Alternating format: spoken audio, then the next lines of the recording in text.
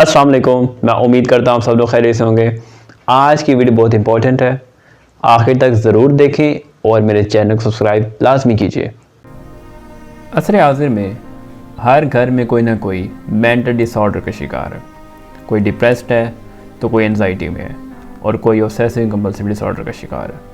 अब इन तमाम जहनी अमराज से छुटकारा कैसे हासिल किया जाए, इसके लिए मैं आपके सामने एक रिसर्च पेश करना चाहता हूँ।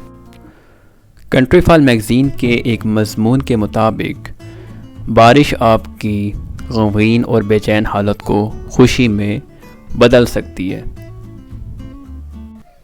मेडिकल एक्सपेरिमेंट्स के बाद ये बात वाज़ह हुई कि बारिश के दौरान फ़िज़ा में कुछ मॉलिक्यूल्स खारिज होते हैं जिनको हम नेगेटिव आयंस भी कहते हैं, और ये मॉलिक्यूल्स हमारे अंदर खुशी के जज्बात उभारते हैं और चंद लम्हों के लिए हमारे गम और परेशानियां हमसे दूर कर देते हैं। इस मज़मून के मुताबिक जब भी हम बारिश में पैदल चलें, दौड़ें या तैराकी करें तो इसके दौरान हमारे ऊपर, हमारे मिजाज पर मस्बत असरात और खुशगवार असरात मुरतब होते हैं। और ये बात आज साइंस ने साबित कर दी है कि बारिश वाकई ही बाराने रहमत होती है।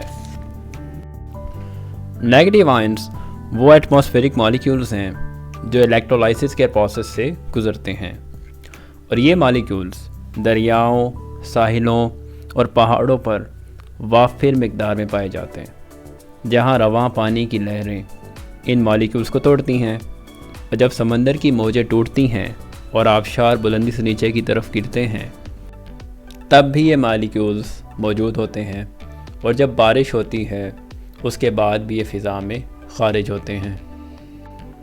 इन नेगेटिव आयंस को जब हम सांस के रास्ते जिस्म में उतारते हैं तो ये खून और दिमाग तक मुंतकिल हो जाते हैं, जिससे हमारे जिस्म में बायोकेमिकल चेंजेस आना शुरू हो जाती हैं और ज़हनी सेहत पर इनका मस्बत। रीसेंट एक्सपेरिमेंट्स में हमें बताते हैं कि नेगेटिव आयंस के डिप्रेशन पर दवाओं जैसे असरात होते हैं। इस मज़मून के लिखारी मैकवाब ये लिखते हैं कि रिमझिम फवार पड़ने पर जो लोग परेशान होते हैं उनको चाहिए कि वो इस मौका पर बाहर निकलें और मौसम के मज़े लें, क्योंकि इस तरह बारिश उनकी अफसरदगी को दूर करके मूड को खुशगवार बनाएगी। इसलिए डिप्रेशन को दूर करने के लिए बारिश से भरपूर लुत्फ़अंदोज़ होइए और भरपूर ज़िंदगी जिए। मैं उम्मीद करता हूँ आप सब लोगों को वीडियो पसंद आई होगी। अपना और इस चैनल का ख्याल रखिए। शुक्रिया। अल्लाह हाफिज़।